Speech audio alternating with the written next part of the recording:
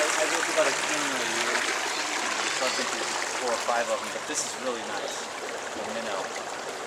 So, this is a great crowd. Nice little setting. Yeah. Feels good. Yeah. The river, this is how these teams used to sit. The elders would sit, and then they would be by a lake or by the water, because they know that the water is life. That's why we eat the high water foods. Let's see, so where do we want to go here? Right here. There's a lot of requests on YouTube to record this. These usually end up being some of the better rants. Did anyone see yesterday's rant? No? That was a good one. I was talking about how skinny I am and stuff. Giving me a hard time. It doesn't really bother me. I've been skinny my whole life. I got teased for it. That's why I got into the bodybuilding. Almost killed myself with steroids, trying to get bigger. That's what we do here. To get bigger. You know, anything you can do to get more love from outside yourself, right? You know, prettier, more money, bigger, stronger, healthier, whatever. Bigger house, better car, nicer clothes. So how long are we going to chase the carrot? Being the stick.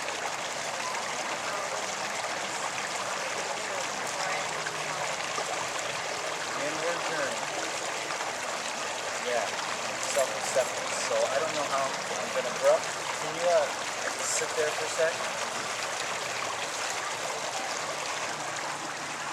That would almost fit.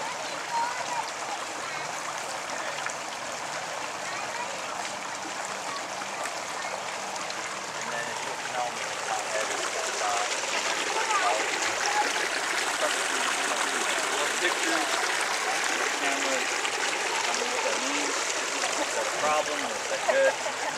I'm good at this job. I was born for it. Am I in the shot?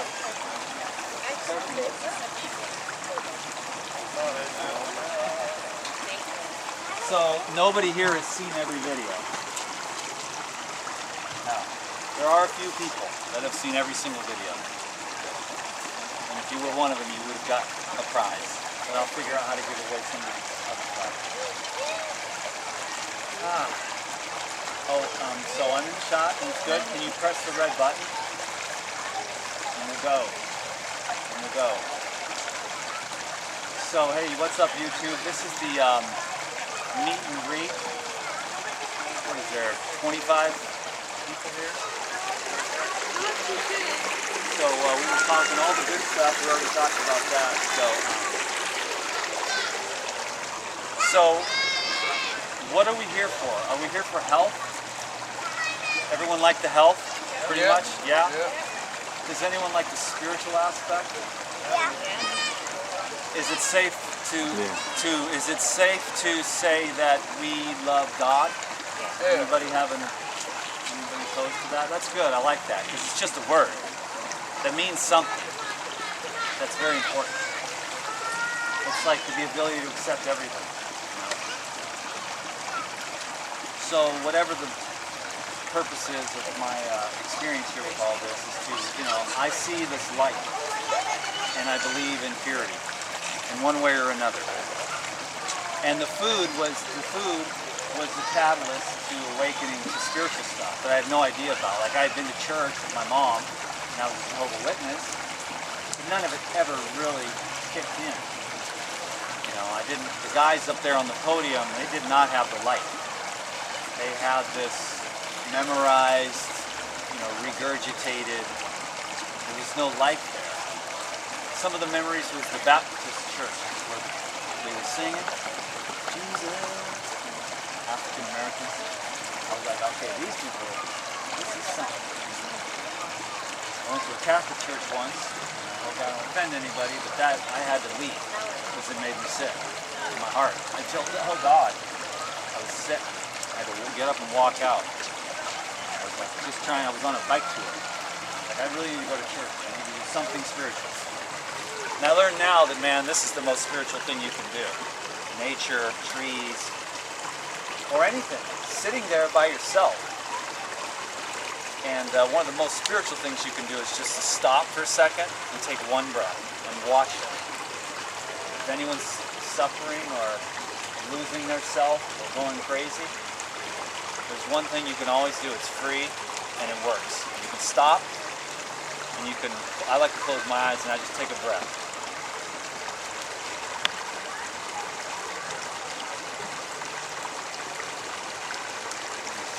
One breath. Right. Back. And then if you do like several breaths, then you really just get, because right now we really got to start having intimacy with ourselves. I see so many people suffering, and I'm one of them. And I can handle it, but I can't handle it with the people that I love going through it. Because I would take all their pain and I put it in this river and let it flow away forever.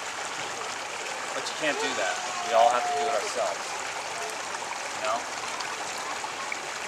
And you know what's funny that I've noticed lately is that we're all a bunch of drama queens. Because we really love it, the story, you know? We really are doing it. We really love it on some unconscious level. We love that story. Oh, me, my patterns, and my parents, and all my bringing, my conditioning. Oh. And we do that. And we do that a lot. And we do it over and over and over again. And we milk it. We juice it. It's called the ego. And the unconscious payoffs are probably endless. For like, oh, the victim. Or I'm a victim to society. I'm a victim to my parents' religion. I'm a victim to their abandonment or whatever. And we play that card over and over again. And we just rob ourselves of the joy of the present moment. Because we don't feel worthy of it yet. So that's kind of the direction I'm going. But the message has never changed. The raw foods is a part of the conductivity. You can be so full of foods that your brain just doesn't pick up on what your body's trying to tell you. Okay, the more that's in here, it goes into your blood, your brain, you're confused. And for the most part, you want to stay that way. If you wanted to get clear up and you had a lot of courage, you could just say, I'm just going to deal with whatever, and I'm going to put all these food addictions aside, because you'll see food will be your last drug. You know, food will be your last drug that you will sober up from. And once you can do that, you can get high on life. You don't need all the crutches. The fumes of indigestion to keep you from experiencing your internal world. All those knots that are tying you up from just being free. Loving right now, loving yourself, loving your life, and being an artist for your own life, allowing your light to express itself. Right on, bro. That's it. You did it. I'm going in next.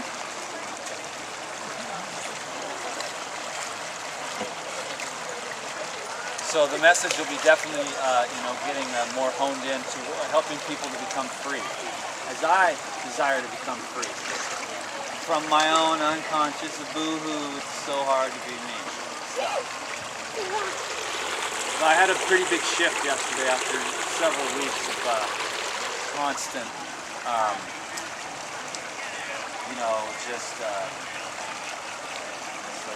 challenges.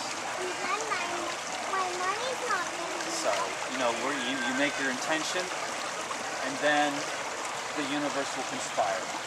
So be prepared, because it will do things and it will make you go through things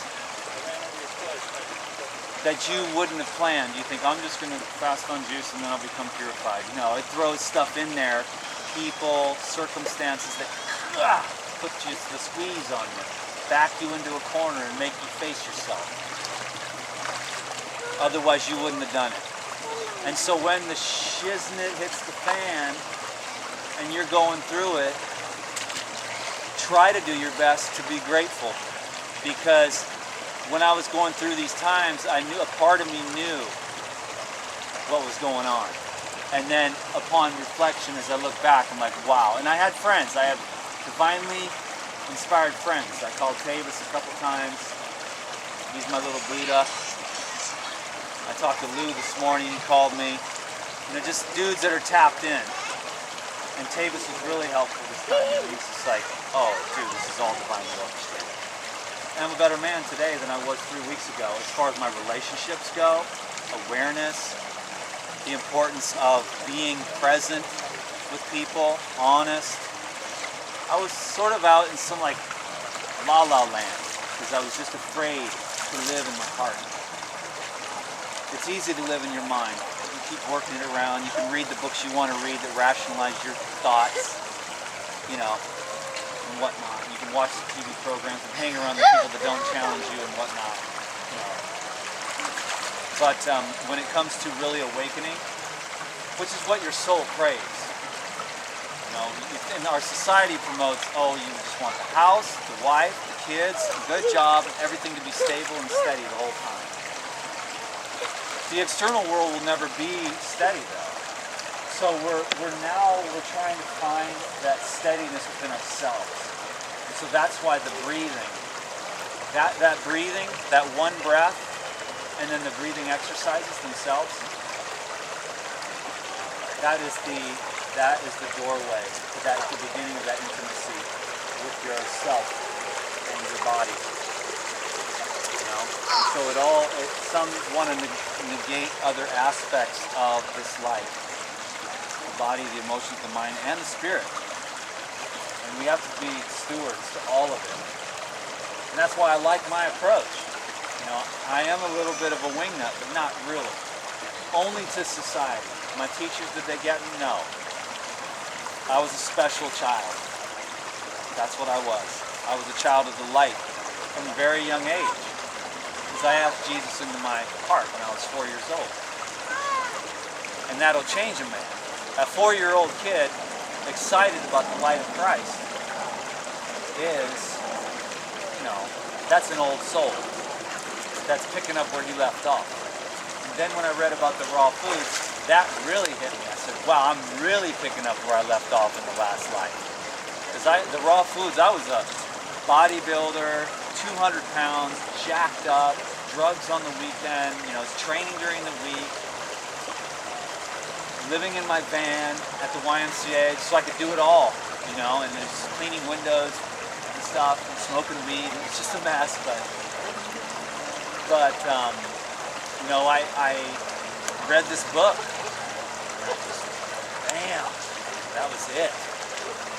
Raw foods and fasting, and I just, right there, a light just visited me. It was like everything became light.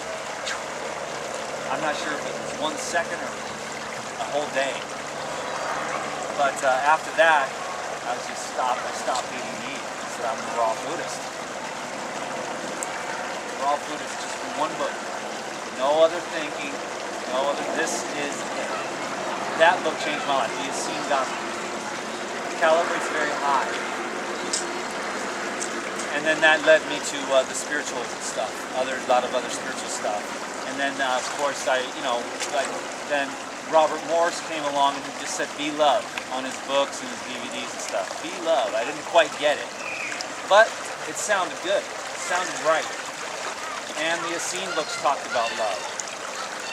And then I committed to love when I read the Dr. Hawkins book. I understood it intellectually. That was kind of the path that I needed. And that's why I like to do the videos I do and add some of that intellectual stuff. Not too much, but mostly the essence. But I got love intellectually. I saw intellectually why it's important to choose love. And then I committed to it, unconditional love. And it's been hell ever since. Why is that? Oh, it's love. Aren't the butterflies flying around and everybody's happy and whatnot? No, because all your bullshit needs to get out of the way. All the things you're holding. That SOB did this to me. My mom did this to me. I'm not going to forgive that guy for what he did to me when I was a kid. And the obstructions to that flow. So understanding everyone, every way. You want to eat meat? You know, I have this thing in my head, oh, you're killing the planet, you're killing animals, I hate you. Whoa, whoa, whoa. That's it. The vegans that hate everyone who don't do what they do. They love animals, but those humans that are eating meat. So it just doesn't, I don't buy it. I don't buy it. You have to love everything and everyone. No one's doing nothing wrong. And the world don't need fixed, and the world don't need saving. You want to save the world? Save yourself. You are the world. Because when you fix your perception, you'll see there is nothing wrong with the world. When you see there's nothing wrong with you, then you'll see there's nothing wrong with the world. Do the world a favor, leave it alone. You know? People don't want you to take their opportunities, karma, away. They want to go through it. This is just Karmaville. Earth is Karmaville. And whether people are going to go and suffer their whole lifetime, that's their karma, and they want it. Deeper than they know. And we can choose the joy, though, that is more expansive. So there's the density of hate, the density of greed, the density of selfishness, the density of desire. And then there's the freedom of love, unconditional love, joy, bliss, and then the peace that passes understanding. You know? So for me, I'm more about the buoyancy. It's a choice. I could revel in all these heavier, denser energies, but I'm more into like the electricity of like bliss and joy and peace. More expansive and more closer to my true self, right? You know, and so your true self, out of which you come from, is the light of eternity, and that is peace. The light of eternity is full and complete. It doesn't need you, it doesn't need the tree, it doesn't need anything. It's complete and whole, and that is your source. So at your essence, you are whole and complete already, and then there's the conditions. Oh, if my butt was smaller. Oh, if I wasn't so codependent. Oh, if I could just change this. I'm not good enough. You know, I can't do this on my own.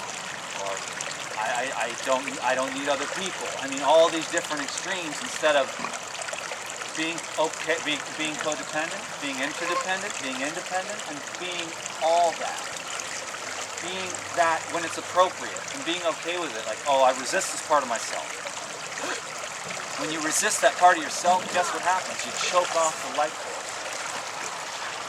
So we're really trying hard to not look at ourselves and judge ourselves, you know, so that we can be free. So Ramana Maharshi, a very enlightened sage, and these words have rung true with me forever, and I've been working on it ever since. Be as you are. Who can do that? Who fully does that all day, every day? Without resistance? None of us. If we did, we would be the next Ramana Maharshi, and we'd be sitting on a rock somewhere, and we would hardly have anything to say. We would just radiate the light, and people would come up and ask us questions, and we would say, a vegetarian diet is very good for you in your meditation practice. Or, be as you are. You're perfect, just the way you are. And we wouldn't need to, have so much resistance to our own self. And that resistance, that's the thing about the raw foods. We have the raw foods, which is less friction on the level of the protoplasm and the linear domain of manifestation. So less resistance, less friction equals less entropy.